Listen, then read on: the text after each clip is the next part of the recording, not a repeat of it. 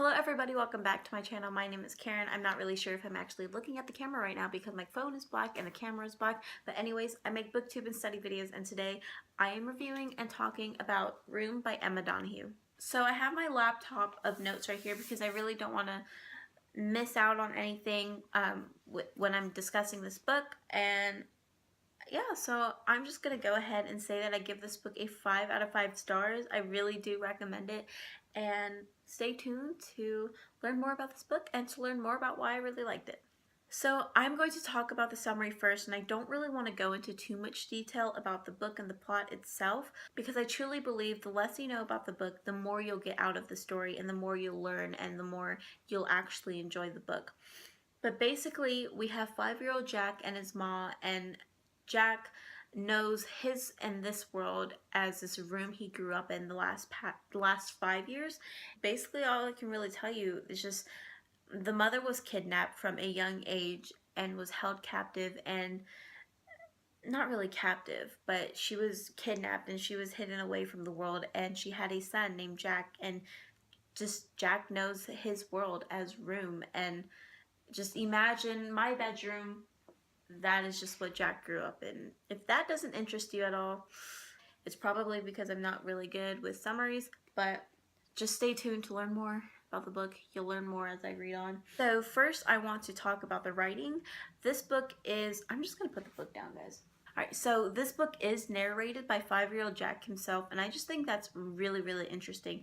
And the writing does a really good job at capturing the mind of this little 5-year-old who's learning about the outside of this room and who's learning about the world and what's real and not real, and if everything on TV is as what it seems. And the writing really shows the thought process, and you can hear his gears going while you're reading his perspective. So that's what I just really liked about this book. Yeah, so like I said, the writing just does a good job at capturing what Jack is experiencing at the moment and how his life is changing.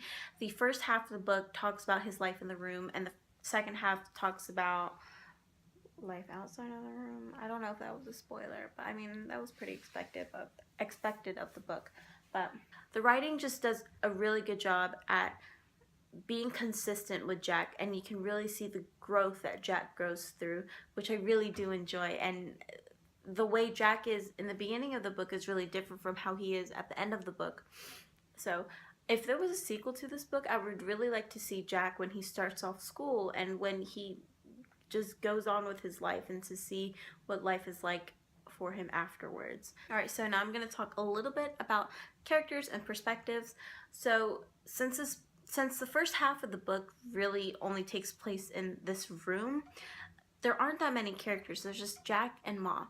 And Jack is a well-written character. Ma is a well-written character that we see from Jack's point of view. But in the later half of the book, I really do enjoy reading about the grandmother and her relationship with Jack and how it develops throughout the entire novel. Well, the second half of the novel. But yeah, and I also really appreciate that this book was told from Jack's point of view.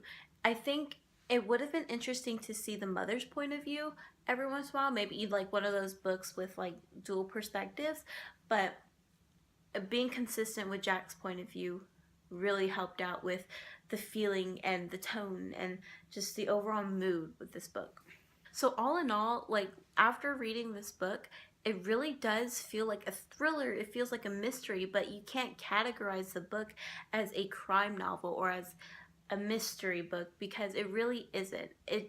It's not plot driven, to be honest. It's just Jack in the moment, and it just flows really nicely, and the timeline is actually really good. You see life before, during, and after, and you learn a lot about the mother and her experience and her life and her world in this room.